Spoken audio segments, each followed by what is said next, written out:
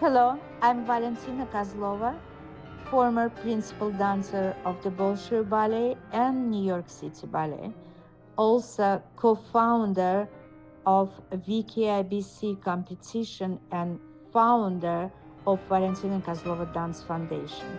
In the program, Pulse on Dance and Science of Movement.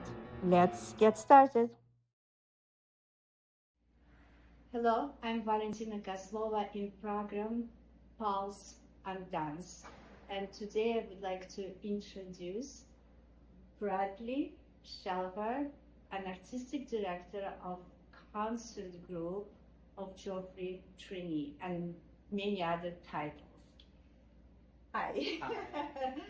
So, Bradley, you're a very established, fabulous choreographer, but for the first time, I've seen your work just a few years ago, and I didn't know you personally, and I want to meet you, and I did. I was at the Albanese Theater, and I just thought that you have to be introduced in my competition with VKIBC because it was spectacular, extremely difficult. I tell you, I could never in my lifetime do what you're asking of your dancers to do.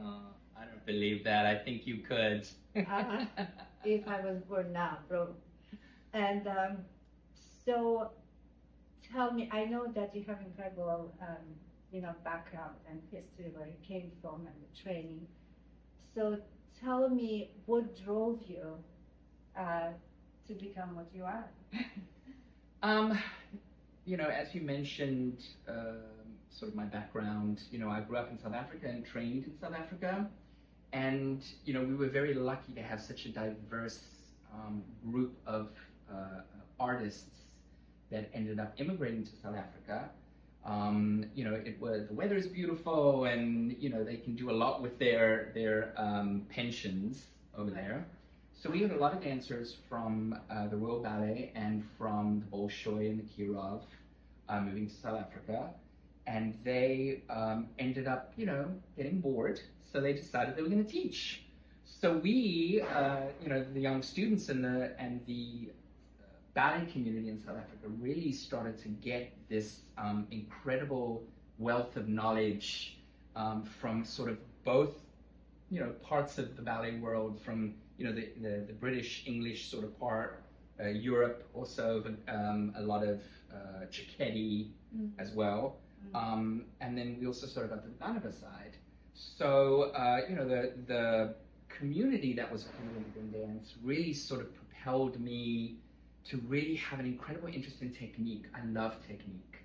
I've always prided myself on being a technical dancer. I enjoy the process of it. I enjoy the meditation of it. I enjoy seeing it on stage. And then, at a young age, just before I graduated high school, I got 2 scholarships, actually, or 2 invitations. One was to NDT2 in the Netherlands, and the other one was to Albanese School.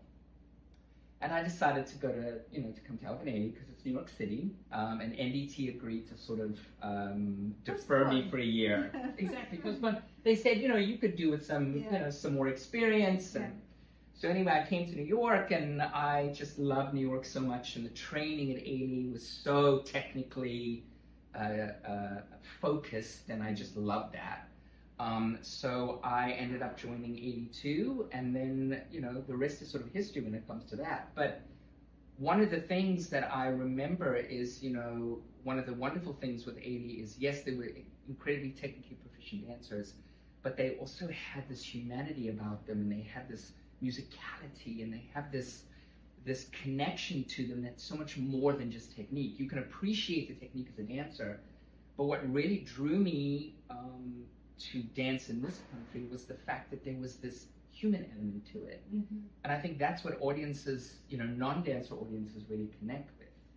I spent 3 years dancing with the Limone Company, and the Limone Company is all about that humanity and connection and community, and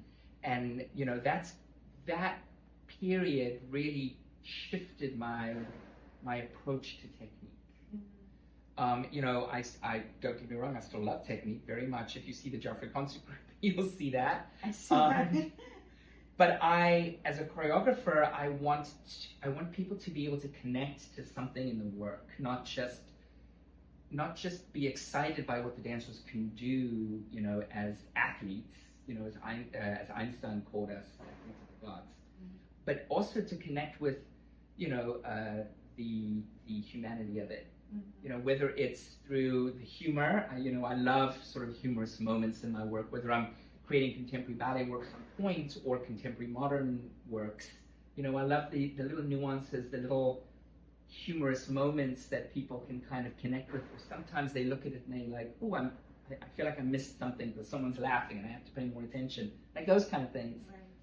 You know, and I love having the audience work a little bit harder. I understand what you mean. You know, I don't want to just serve it to them on a plate. There's all these little things that if you don't stay engaged, you miss them. And I feel like that's what we need in the art, in performing arts nowadays, because otherwise I'll just stay at home and watch a movie on Netflix.